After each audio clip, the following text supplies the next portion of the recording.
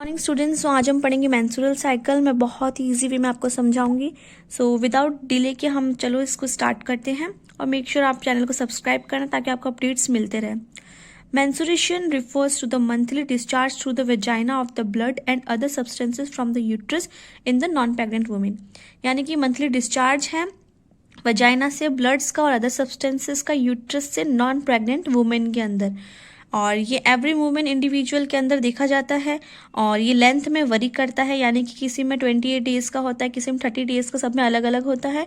और average cycle कितने की होती है? 28 डेज की। जैसा कि हम सबको पता है एवरेज मेंस्ट्रुअल साइकिल होती है सिर्फ 28 डेज लॉन्ग की। And recurrence from puberty to menopause, ये प्यूबर्टी से लेके मीनोपोज तक चलता रहता है। सिर्फ और सिर्फ प्रेगनेंसी के टाइम ये नहीं देखा जाता है, विच मीन्स प्रेगनेंसी के टाइम हमको मेंस्ट्रुअल साइकिल जो होती है हमारी वो नहीं आती, मेंसेस नहीं आते हैं प्रेगनेंसी के टाइम। नेक्स्ट ये आता है फेजेस ऑफ मेंस्ट्रुअल साइकिल। बहुत ही इजी वे में नोट्स हैं ये वाले। मैं रियली आपको प्रीफर करूंगी कि आप एक बार ये पढ़ लोगे ना, उसके बाद आपको मेंस्ट्रुअल साइकिल अगेन कहीं और जाके देखने की जरूरत ही नहीं होगी और ये मटेरियल सफिशिएंट है। सो अब हम पढ़ेंगे फेज। फेजेस में है uterine phase and ovarian phase. दो फेज है, यूट्राइन एंड ओवेरियन। देन इसको हम आगे देखेंगे। ओवेरियन साइकिल के अंदर सिर्फ एक ही लिखना है हमको, ये ओव्यूलेशन, जो कि 14 डे पे होता है ओव्यूलेशन। ओके, अब यहाँ पे आ जाते हैं यूट्राइन साइकिल पे। यूट्राइन साइकिल पे क्या है, डेज के अकॉर्डिंग हमने इसको आगे डिवाइड करा है। तो ये क्लियर हो गया आपको। ओवेरियन साइकिल लिखना है हमको, उसके नीचे सिर्फ ओव्यूलेशन लिखना है, जो 14 डे पे ओव्यूलेशन होता है, ये याद रखना आप। नेक्स्ट है यूट्राइन साइकिल। यूट्राइन साइकिल में डेज के अकॉर्डिंग सबसे पहले 6 to 14 डेज, हम 0 to 5 डेज में लास्ट में आएंगे। जो मेंस्ट्रुअल साइकिल होने के बाद जो 6 से 14 डेज होते हैं वो क्या कहलाते हैं? Proliferative phase. वो प्रोलिफरेटिव फेज होती है। और जो प्रोलिफरेटिव फेज जो किस में डिवाइड होती है? अर्ली फेज और लेट फेज में। प्रोलिफरेटिव फेज एक तरह से ग्रोथ वाली फेज होती है। नेक्स्ट है 14 to 26 डेज, ये है सीक्रेटरी फेज। ओके, इसमें सिक्रेशन ज़्यादा होता है, हर हार्मोन्स और जितने भी ये सब चीज़ें डेवलप होती है। और 26 to 28 डेज ये प्री मेंस्ट्रुअल फेज है, यानी कि मेंस्ट्रुअल साइकिल स्टार्ट होने से, मेंसेस होने से जस्ट पहले वाली प्री, ये है मेंस्ट्रुअल फेज। आ गई 0 to 5 डेज वाली। तो ये हमने यहाँ पे एक तरह से फेज के एक चार्ट बनाया, एक तरह से फेज को हमने फ्लो चार्ट में लिखा है। अब हम आगे डिस्कस करेंगे एक एक पॉइंट, यानी कि ये थी प्रोलिफरेटिव फेज। अब हम इसको आगे अच्छे से डिटेल में पढ़ेंगे और डिटेल भी इतना है कि ये आपको शॉर्ट वे में आप समझ जाओगे। सो फर्स्ट है प्रोलिफरेटिव फेज, जिसके मैंने आपको बताया दो पार्ट से, अर्ली और लेट, जो कि कहाँ से स्टार्ट है? 6 से लेके 14 डेज से स्टार्ट है। सो ये डिवाइड है अर्ली के अंदर और लेट में। तो अर्ली के अंदर कौन कौन आएंगे? The phase follows menstrual last up to 9 days. जो अर्ली वाली है वो 6 से 9th डे पे होगी और जो लेट वाली होगी वो 14 डे तक होगी। तो इसलिए इसको मिला के प्रोलिफरेटिव फेज को बोलते हैं 6 to 14 डेज। तो अर्ली वाली में क्या होता है कि this phase follows menstrual up to 9 days, 9 days तक रहती है। जो एंडोमेट्रियम होती है, एंडोमेट्रियम यानी कि वही जो मेंस्ट्रुएशन के अंदर शेड होती है, यानी कि मेंस्ट्रुएशन में जो निकल जाती है फेज मेंस्ट्रुएशन के अंदर, तो उसी को बोलते हैं एंडोमेट्रियम। और इसकी जो थिकनेस है वो 2 सेंटीमीटर से कम होगी और ग्लैंड होगी जो नैरो हो जाएगी और ब्लड वेसल्स प्रोमिनेंट यानी दिखने लग जाएगी। और ईस्ट्रोजन की हेल्प से इसके कंट्रोल के अंदर वापस अगर जो एंडोमेट्रियम की ग्रोथ है वो होनी स्टार्ट हो जाएगी। नेक्स्ट फेज पे आते हैं हम, लेट प्रोलिफरेटिव फेज। जैसा कि हमने देखा अर्ली वाली 9 डे तक थी, तो ये होगी टिल 14 डे तक, यानी कि टोटल जो है 6 to 14 था यहाँ पे डेज, 6 to 14, तो उसने कवर कर लिया यहाँ पे लेट वाले ने 14 डेज तक, अंटिल ओव्यूलेशन। ओव्यूलेशन 14 डे पे होता है जैसा हमने पहले पढ़ा। और इसके अंदर जो एंडोमेट्रियम होती है वो थिक होना स्टार्ट हो जाएगी। ये प्रोसेस स्टार्ट हो रहा है मेंस्ट्रुएशन तक जाने वाला, तो इधर ये थिक हो जाएगी। और जो लेट प्रोलिफरेटिव फेज है उसके ही 3 लेयर हैं, बेसल लेयर, फंक्शनल लेयर और स्पॉन्जी लेयर। ये 3 लेयर्स हैं किसकी? लेट प्रोलिफरेटिव की।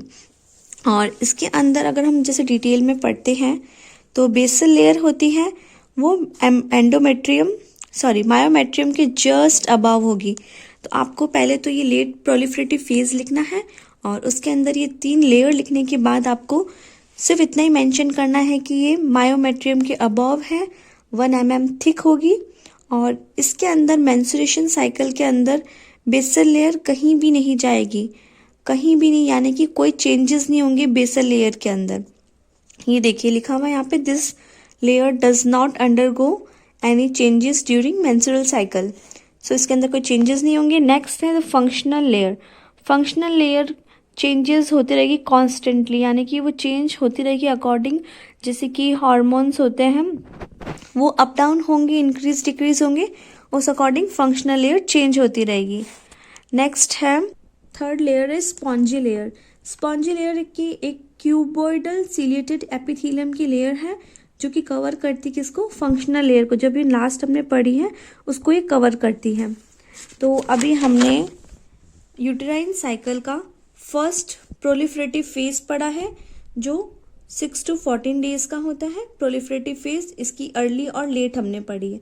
अब हम पढ़ेंगे सेकेंड वाला जो 14 to 26 डेज तक होता है, जिसको हम सिक्रेटरी फेज बोलते हैं। ये है सिक्रेटरी फेज। 14th डे यानी ओव्यूलेशन से स्टार्ट होकर 26 डे तक रहता है। This follows ovulation and undergo the influence of progesterone estrogen, यानी कि अब जैसे ही मेंस्ट्रुअल साइकिल स्टार्ट होने वाली है, यानी कि चल रही है, उस बीच में 14 से 26 डेज के अंदर बहुत ज़्यादा एस्ट्रोजन और प्रोजेस्टेरोन का सीक्रेशन होता है। उस वजह से यहाँ पे फंक्शन ज़्यादा होते हैं और ये 26 डे तक रहता है, 14 to 26 डे। और इसकी थिकनेस होगी 3.5 mm। देखो यहाँ पे थिकनेस जैसे से बढ़ रही है, क्यों बढ़ रही है, क्योंकि जो मेंस्ट्रुअल फेज है वो आने वाली है और ये शेड ऑफ होने वाली लेयर एंडोमेट्रियम, और ये स्पॉन्जी भी होगी। Then endometrium is extremely vascular and rich in glycogen, यानी कि एंडोमेट्रियम अच्छे से अब एक्सट्रीमली रिच हो चुकी है, वेस्कुलर यानी कि बहुत वेसल्स के साथ में, ग्लाइकोजेनिक यानी थिक हो चुकी है पूरी वो। सो अब नेक्स्ट फेज है प्री मेंस्ट्रुअल फेज। वो 26 to 28 डेज की ही है, यानी कि मेंस्ट्रुअल फेज से जस्ट बिफोर, पहले वाली फेज। इसके अंदर क्या होगा, regression of corpus luteum. Corpus luteum कम होने लग जाएगा, टूटने लग जाएगा। Decline in the level ovarian hormone, level of ovarian hormone, यानी कि जो ओवेरियन हार्मोन है वो भी डिक्रीज होने लग जाएंगे 28 डेज तक। ओके, तो नेक्स्ट है ये मेन मेंस्ट्रुअल फेज। ये कब तक थी, 0 to 5 डेज मैंने बताई थी आपको। अगेन मैं आपको समझा देती हूँ। यहाँ पे सिक्रेटरी फेज हमने देखी जहाँ पे हार्मोन सीक्रेट हो रहे थे, और प्री मेंस्ट्रुअल फेज देखी 26 to 28 डेज अभी हमने, और अब हम लास्ट इस स्टेज पे आए हैं 0 to 5 डेज मेंस्ट्रुअल फेज। तो इसको आगे हमने ऐसे एक्सप्लेन किया है कि the phase is characterized by vaginal bleeding and last up to 5 days. ये लास्ट अप टू 5 डेज रहेगी, ब्लीडिंग स्टार्ट हो जाएगी इसके अंदर, और ज़रूरी नहीं है ये 5 डेज तक रहे, ये वरी करती है। जैसा मैंने आगे बताया कि सब गर्ल्स में, सब वुमेन्स में अलग अलग लेंथ के अकॉर्डिंग वरी करती है। किसी के अंदर 3 डेज होता है, किसी में 8 डेज भी होता है, तो सब में अलग अलग है।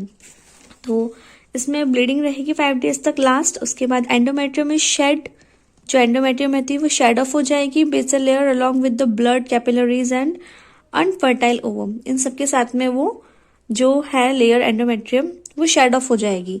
तो ये था मेंस्ट्रुअल फेज। तो अभी हमने ये जितना भी पढ़ा है ये सारी फेजेस थी, और इस अकॉर्डिंग ओवेरियन का सिर्फ ओव्यूलेशन था, और यूटेराइन के अंदर 6 to 14, 14 to 26, 26 to 28 and 0 to 5। ये हमने अभी पूरा डिटेल में पढ़ा था फेज। ये आपको लिखना है बिकॉज ये जरूर पूछते हैं, और अगर ये होगा तो मार्क्स आपको इजीली मिल जाएंगे। और लास्ट में मैं आपको कुछ टर्म्स दिखा देती हूँ ताकि आपको थोड़ा सा आइडिया हो जाए, या फिर आप कह सकते हैं रिवाइज हो जाएगा, ये पहले पढ़ चुके हो आप। मेनार्की क्या होता है, फर्स्ट मेंस्ट्रुएशन जब अकर होती है एज 12 to 13 ईयर में गर्ल्स को, तो उसको मेनार्की बोलते हैं। आई नो ये इजी है, बट हम बेसिक नॉलेज भी साथ साथ गेन करेंगे, ताकि होता है कभी मिस हो जाए तो हमको वापस ये रिवीजन में आ जाती है। नेक्स्ट है मीनोपोज। मीनोपोज कब होता है, यानी पोज, पोज मतलब रुकना।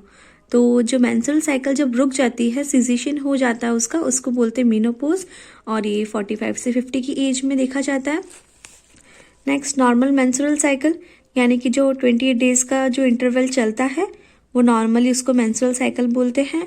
35 तक भी हो सकता है डेज में ये लेंथ के अकॉर्डिंग, और 2 to 8 डेज, यानी कि मैंने जैसे आपको 5 डेज बताया तो वो 3 भी हो सकता है, 8 भी हो सकता है, यहाँ मेंशन हो चुका है। The blood flow is liquid in consistency में लिक्विड होगा वो। Amount is about 25 to 60 ml for each menstruation. ये इसमें इसका क्वांटिटी बताइए कि इतने ml ये मेंस्ट्रुएशन होगा। सो आई होप आपको ये टॉपिक आराम से अंडरस्टैंड हो गया हो। इफ़ उसके बाद भी अगर आपको कोई डाउट रहता है तो प्लीज़ आप मुझे कमेंट सेक्शन में बताइएगा, और आगे कौन सा टॉपिक आपको जो हार्ड लग रहा है तो आप मुझे बताना, मैं ज़रूर उस पर आपको वीडियो बनाऊंगी। And please subscribe my channel. Thank you so much.